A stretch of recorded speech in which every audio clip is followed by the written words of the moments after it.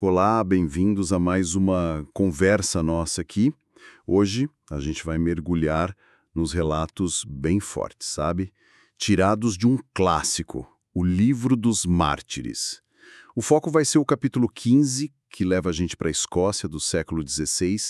Foi uma época, assim, de muita perseguição religiosa durante o reinado do Henrique VIII na Inglaterra, mas a Escócia tinha suas próprias tretas, né? As fontes que a gente tem são essas narrativas bem detalhadas de pessoas que foram julgadas, muitas executadas, por causa das suas crenças. Tudo isso no meio daquela agitação da reforma protestante na Europa.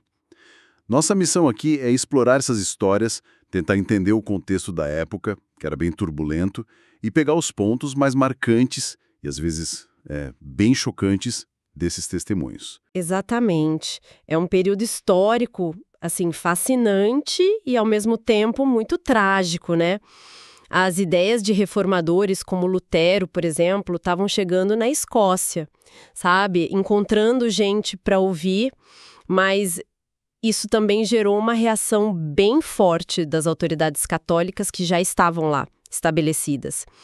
Os textos que a gente vai olhar hoje trazem casos bem específicos, nomes, datas, eventos, que mostram muito bem esse conflito de ideias e o preço, né? O preço altíssimo que era discordar da religião oficial naquela época. Vamos começar então pelo Patrick Hamilton. Isso foi por volta de 1527, né? O livro descreve ele como um cara jovem, só 23 anos, de família nobre, importante mesmo, com laços com a realeza. Chamavam ele de Abade de Feme.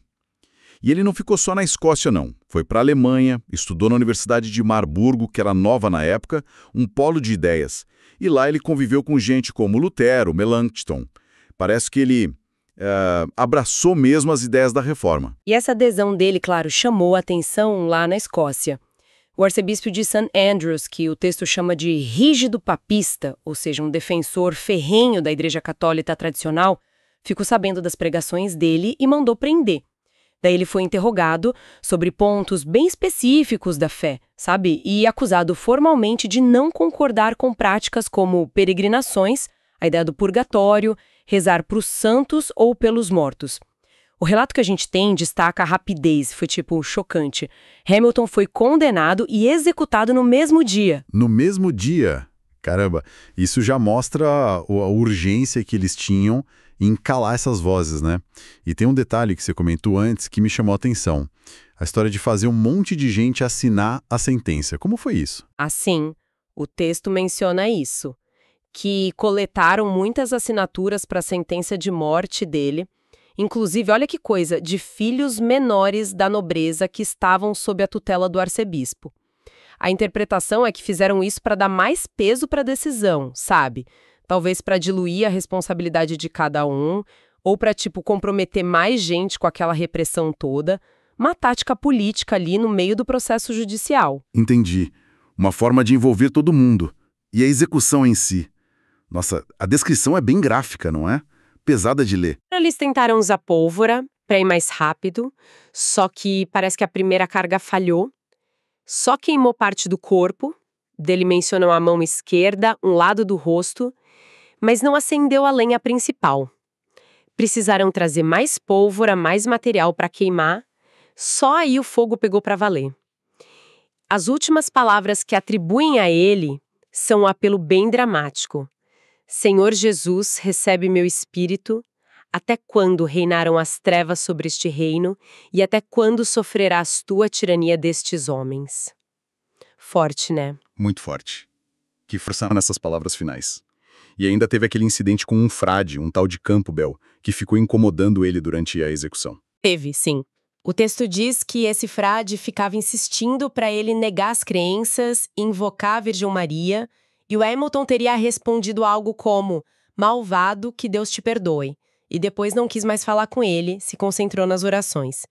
O autor do livro usa muito esse episódio para destacar o que ele chama de magnanimidade cristã do Hamilton, diante de um sofrimento extremo.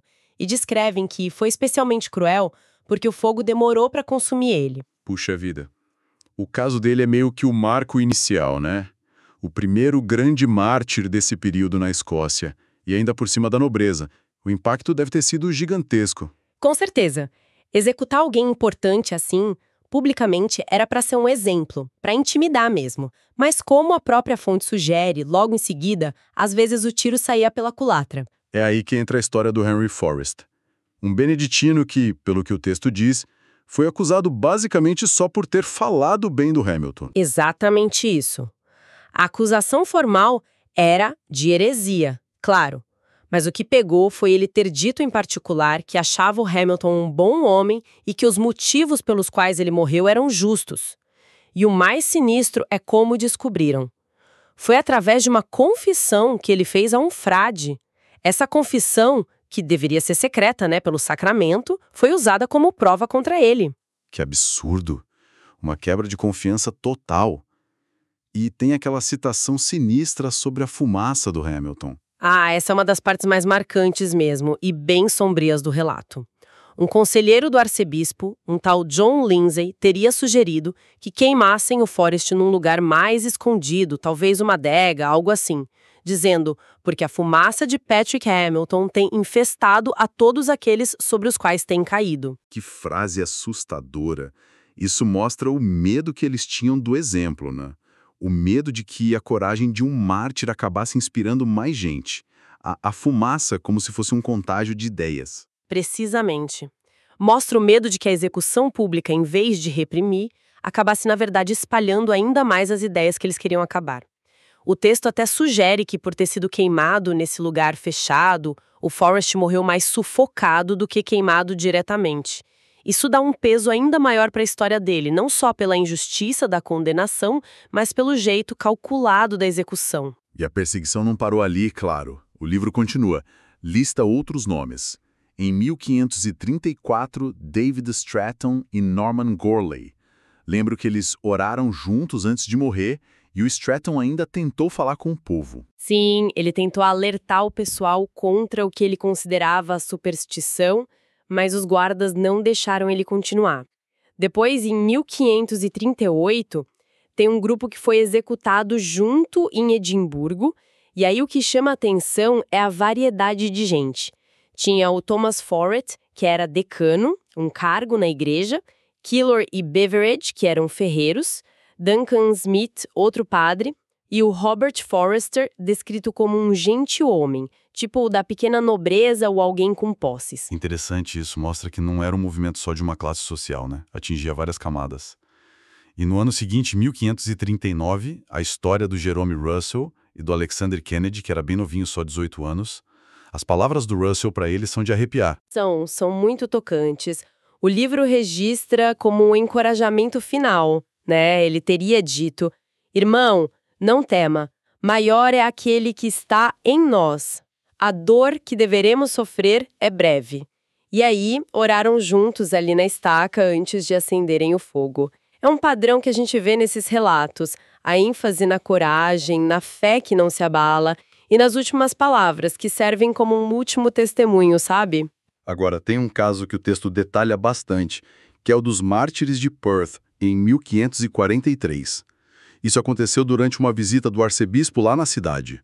4 homens, William Anderson, Robert Lamb, James Finlayson e James Hunter, foram acusados de coisas que hoje parecem até, bizarras. Tipo, zombar de uma imagem de São Francisco botando chifres nela e, olha só, terem comido um ganso num dia que era proibido jejuar. As acusações podiam ser bem variadas mesmo. O James Avilayson, que estava no mesmo grupo, foi acusado por causa de uma decoração que ele tinha em casa. Os acusadores disseram que parecia uma tiara de papa e que era, portanto, uma zombaria. E o caso da Ellen Stark, que era esposa de um dos homens acusados por causa do ganso, é muito marcante. A acusação contra ela foi não ter o costume de rezar para a Virgem Maria, especialmente depois de ter tido um filho. Nossa, essa história da Ellen Stark, a execução dela foi diferente também, né? Foi afogada. Sim, os 4 homens foram enforcados, o Ravelinson foi queimado dias depois, e a Ellen Stark foi condenada ao afogamento. Era um método que às vezes usavam para mulheres na época. O texto descreve uma cena, incrivelmente comovente dela se despedindo do marido, que também ia ser executado. Ela o confortando, entregando o bebê que ela ainda amamentava para uma ama e enfrentando a própria morte com uma firmeza que impressiona. É de cortar o coração só de imaginar essa cena. Que força dessa mulher. E pensar que as acusações eram não rezar para a virgem ou comer um ganso no dia errado. O texto fala também que tinha muita guarda armada, por medo de revolta do povo. Exato, tinham medo real de que essas execuções, que podiam ser vistas como injustas ou cruéis demais pelo povo, acabassem gerando uma rebelião. Isso mostra bem a tensão social que essas perseguições criavam. O caso de Perth mostra bem como atos do dia a dia ou coisas consideradas desrespeitosas podiam vir a heresia gravíssima, com consequência fatal. E aí a gente chega no George Wishart, que o livro dedica bastante espaço, né?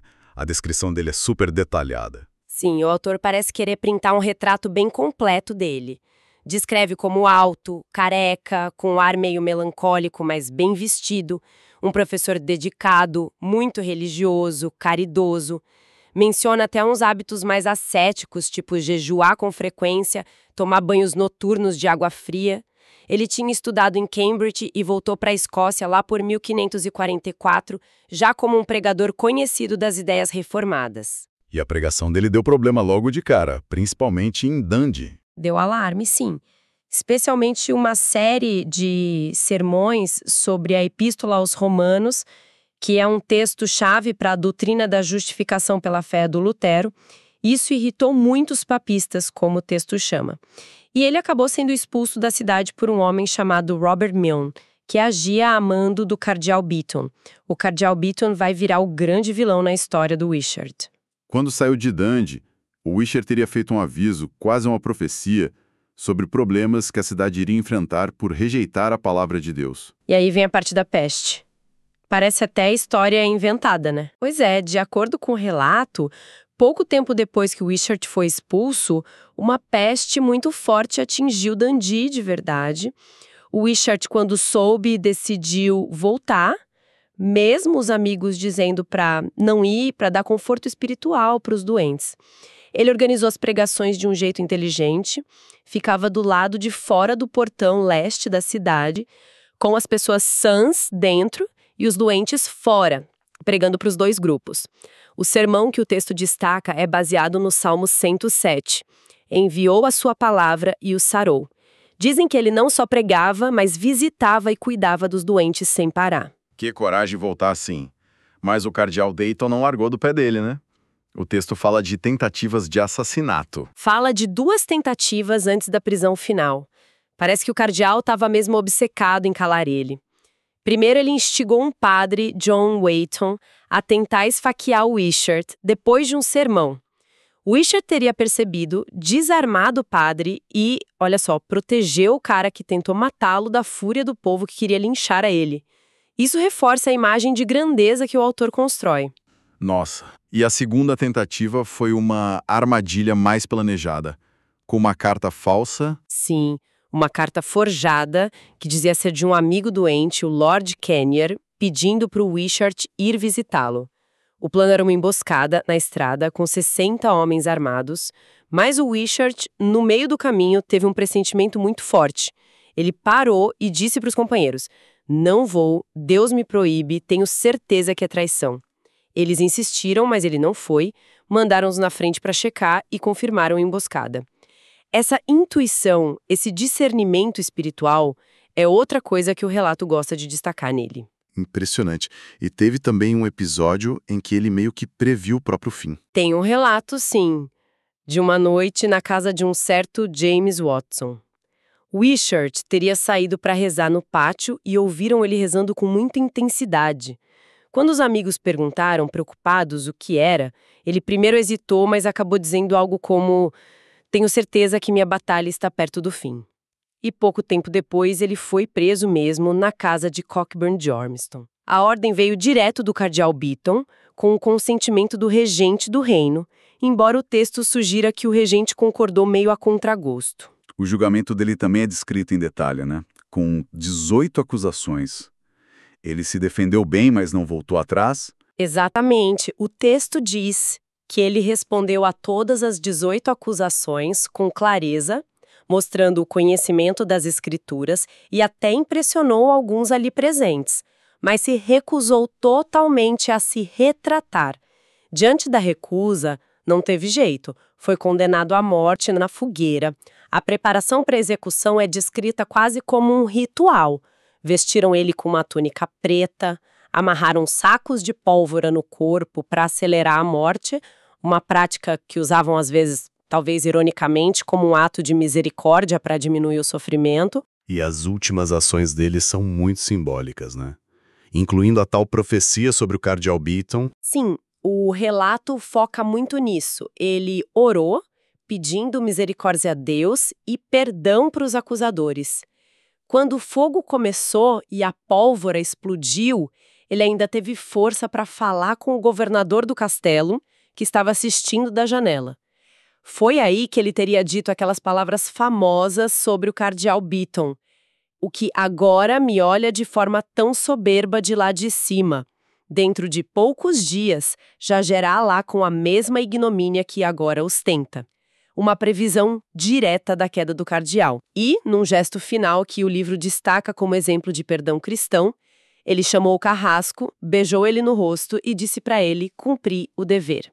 Só então ele foi estrangulado para abreviar a agonia antes do fogo consumi-lo e queimado. E a profecia se cumpriu mesmo, segundo o livro? A narrativa faz questão de mostrar que sim, e bem rápido. Poucos meses depois, em maio de 1546, o cardeal Beaton foi assassinado no próprio castelo por um grupo de nobres protestantes liderados por um tal Leslie. Os detalhes são meio sórdidos, dizem que ele morreu gritando "sou um sacerdote", e o corpo dele ficou exposto sem enterro por meses sendo tratado com desprezo. O livro claramente apresenta isso como um castigo divino pela morte do Wishart. A história do Wishart é sem dúvida a mais elaborada nesse capítulo, serve como um ponto de virada na história das perseguições. Faz sentido, pela figura dele e pela ligação direta com a queda do cardeal. E o capítulo termina com o Walter Mill em 1558. Quem foi ele? O Walter Mill é apresentado como o último mártir a morrer na Escócia por essa causa específica, pelo menos dentro do que o livro cobre. Ele era um homem já bem idoso, tinha 82 anos, ele tinha sido padre, mas virou reformado e precisou fugir. Anos depois, acabou sendo capturado. 82 anos. E mesmo assim ele se manteve firme. Com uma firmeza impressionante pelo relato, apesar da idade avançada, da fraqueza física, quando pressionaram ele para negar as crenças, ele teria respondido que antes perderia 10.000 vidas do que negar a verdade que ele conhecia. No local da execução, dizem que ele falou com tanto vigor, tanta coerência, que surpreendeu e irritou os inimigos. E quais foram as últimas palavras dele? Foram um último apelo para a fé só em Jesus Cristo e um aviso contra o que ele chamou de mentiras da sede do anticristo, que era uma referência direta à Igreja de Roma e ao papado. E ele terminou com uma nota de esperança, sabe? Expressando o desejo de ser o último a morrer de forma violenta na Escócia por causa da religião. Logo depois, foi queimado na estaca. A história dele fecha esse ciclo de martírios que o capítulo narra, com essa esperança no final. Uau, são muitas histórias, hein? E todas muito intensas. Tentando juntar as peças, o que realmente salta aos olhos nesses relatos todos, além da brutalidade, claro, que é óbvia. O que eu acho fascinante aqui, sabe, além da coragem individual que eles sempre destacam, é como a própria narrativa da morte vira o centro de tudo. Não é só o fato de executar, mas como acontece. As últimas palavras, a postura da pessoa condenada, a reação dos carrascos, do público, tudo isso é registrado com muito cuidado e apresentado de um jeito específico. O ponto-chave que surge não é só a fé dos mártires, mas como a própria história dessas mortes, a coragem descrita, as profecias, o perdão aos inimigos, se tornou uma ferramenta talvez tão poderosa quanto as próprias execuções. Quer dizer, não era só a execução em si, mas como a história era contada e lembrada que importava, né? Quase uma batalha de narrativas acontecendo ali. Exatamente. Essas narrativas, juntadas em livros como esse, foram usadas ativamente para construir e fortalecer a identidade do movimento protestante. Elas serviam para inspirar, para mobilizar, para demonizar o lado contrário, a figura do cardeal Bayton é um exemplo claro disso, e para dar um sentido maior, transcendente para o sofrimento. A variedade das acusações, que ia desde teologia complicada até comer um ganso, também mostra como o controle religioso tentava entrar em todos os cantos da vida das pessoas. Mas a resposta registrada é sempre a da fé que vence a tirania. Isso muda um pouco a forma de olhar para essas histórias. Elas não são só registros, são construções com um propósito bem claro. Sem dúvida, e isso leva a gente para um ponto importante para pensar, né? Como essas narrativas de martírio, de sofrimento por uma causa não só documentam ou dizem documentar fatos históricos, mas têm um papel ativo, contínuo, na formação da memória coletiva e da identidade de grupos, sejam eles religiosos, políticos ou outros. Elas funcionam como exemplos, como fonte de união, mas também, é bom lembrar, como justificativas para conflitos futuros ou como ferramentas para mobilização que podem ter consequências bem complexas. Então, o que fica dessa nossa conversa?